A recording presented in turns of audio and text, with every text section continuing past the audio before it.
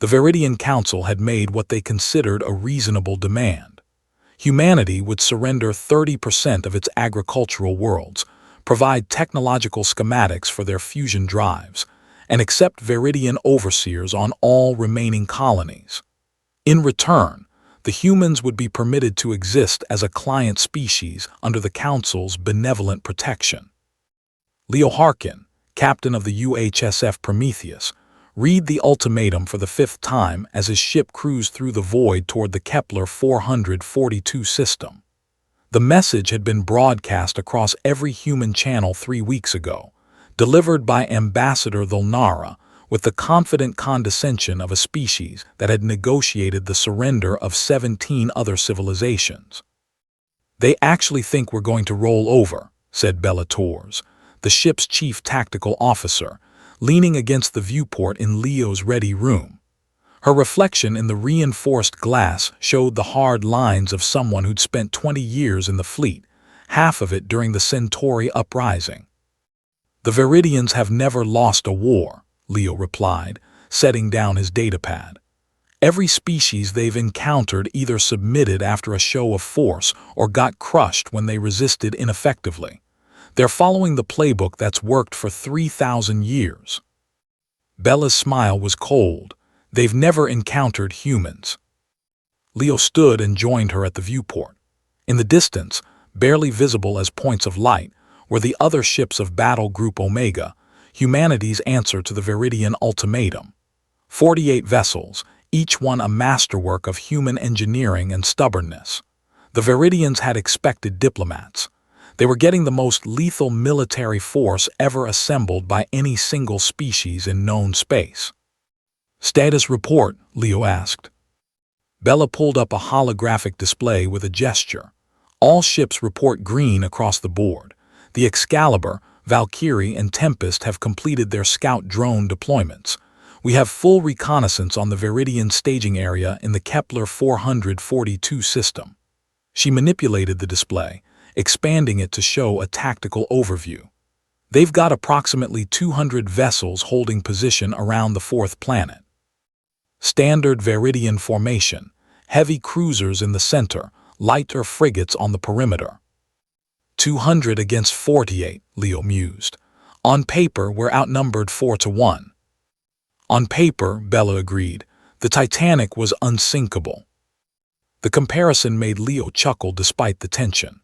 Humanity had learned something in its bloody history that the Viridians hadn't encountered in their 3 millennia of conquest. Sometimes the underdog wins, not through luck or divine intervention, but through innovation, adaptability, and a willingness to do whatever it took to survive. The Viridians had plasma cannons that could superheat a ship's hull in seconds. Humanity had developed reactive armor that channeled plasma around vital systems and dispersed the heat through revolutionary heat sink technology. The Viridians had kinetic barriers that could deflect most projectiles.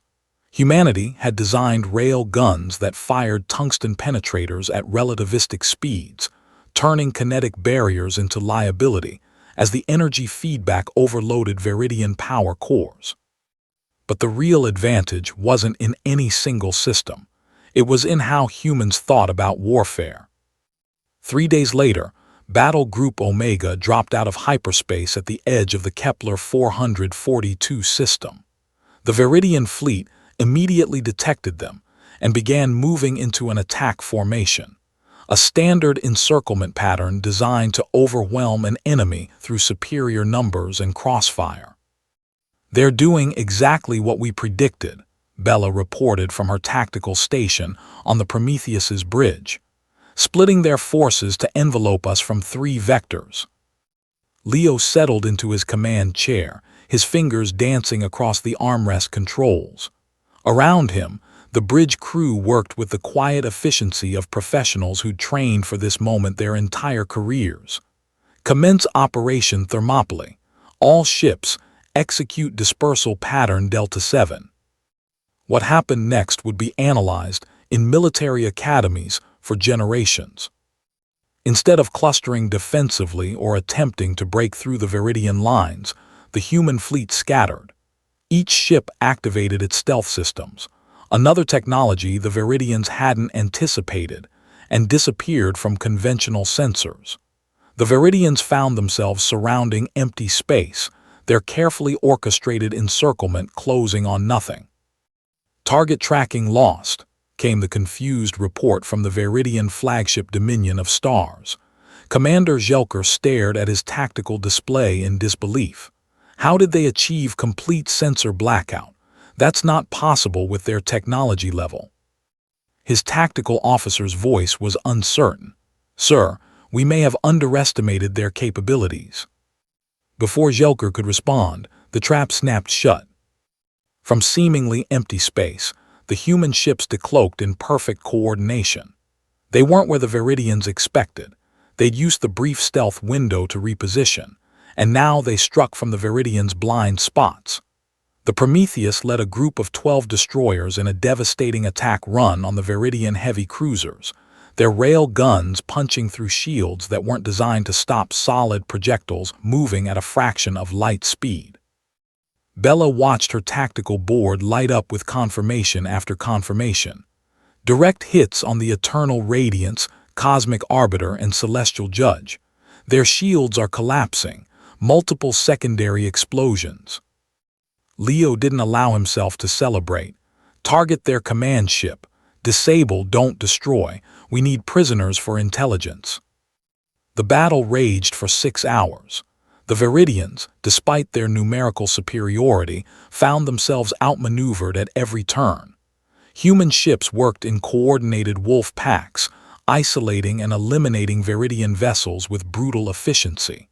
When the Veridians tried to adapt, the humans adapted faster. The turning point came when the Valkyrie, under the command of Captain Sarah Chen, executed a maneuver that would become legendary. With her ship's hull integrity at 40% and shields failing, she piloted directly into the midst of a Veridian carrier group.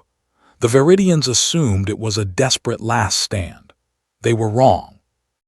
Chen's ship released its entire complement of autonomous combat drones, 3,000 units that the Veridian sensors had somehow failed to detect. The drones swarmed like angry hornets, each one a miniature ship equipped with shaped charges designed to penetrate Veridian armor at close range. Within minutes, the carrier group was crippled. Commander Jelker watched his fleet disintegrate around him. 70% losses and climbing. The humans had lost only 9 ships. It was impossible. It was humiliating. It was a complete reversal of everything the Veridian Council had believed about warfare and their place in the galaxy. "Signal retreat," he ordered, his voice hollow. "Broadcast our surrender on all channels." On the Prometheus, Bella looked up from her console. "They're running, Captain, and we're receiving a surrender transmission." Leo stood slowly. "Accept their surrender.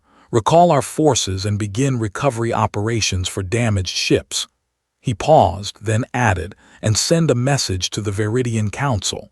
Tell them humanity is willing to negotiate on our terms." The aftermath of what would become known as the Battle of Kepler 442 sent shockwaves through the galactic community. The Veridian Council, humbled for the first time in their history, arrived at the negotiating table not as conquerors, but as equals, even supplicants. The terms they tried to impose on humanity were reversed. The Veridians would provide reparations, withdraw from contested territories, and most importantly, formally recognize humanity as a sovereign power. In the captain's ready room of the Prometheus, now orbiting a liberated human colony, Leo and Bella reviewed the final casualty reports. 3,217 humans had died in the battle.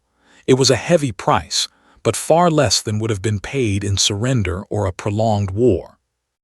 "They thought we'd negotiate from weakness," Bella said quietly. "They thought we were like all the others who'd faced their fleets and chose submission over annihilation."